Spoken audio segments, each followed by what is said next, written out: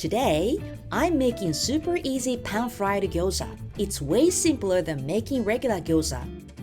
And the crispy, delicious result is amazing. Let's get started. First of all, I want to show you the difference between Asian cabbage and regular cabbage you usually see in stores in the US.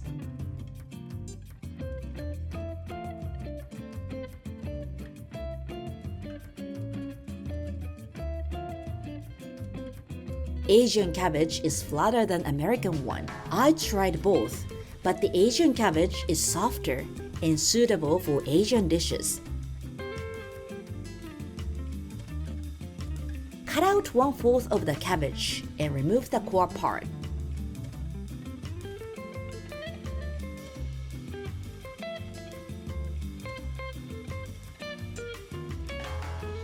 Today, I will use extra firm tofu instead of ground meat because my husband is a vegetarian. But if you eat meat, you can use ground pork or ground chicken instead.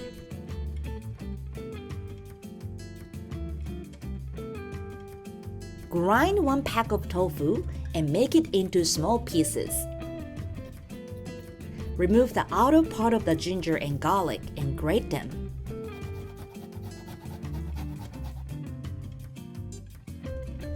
Two teaspoons of cornstarch, 2 teaspoons of soy sauce, 2 teaspoons of sesame oil, 2 teaspoons of rice wine or sake,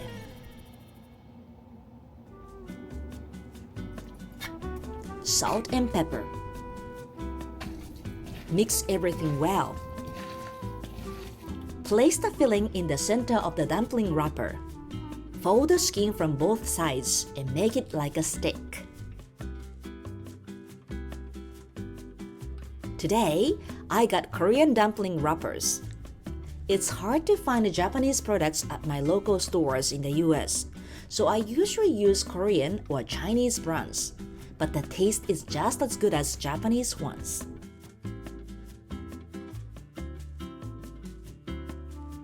If you have leftover filling, you can put it in miso soup too. Heat the skillet. Add sesame oil. You can use other kinds of oil, but sesame oil adds a unique savory aroma to the dish.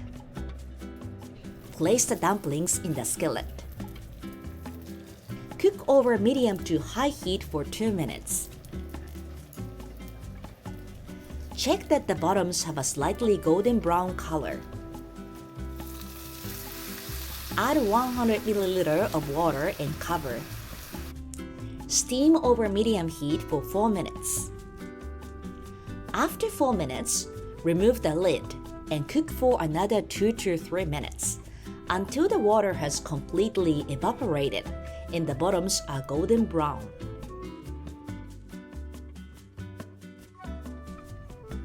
For the dipping sauce, 1 tablespoon of soy sauce, half a tablespoon of vinegar.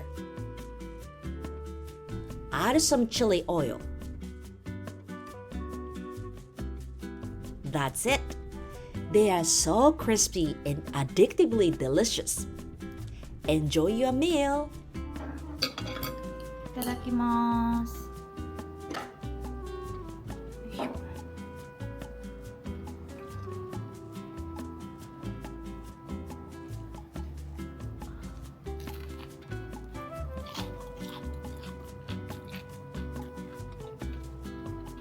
美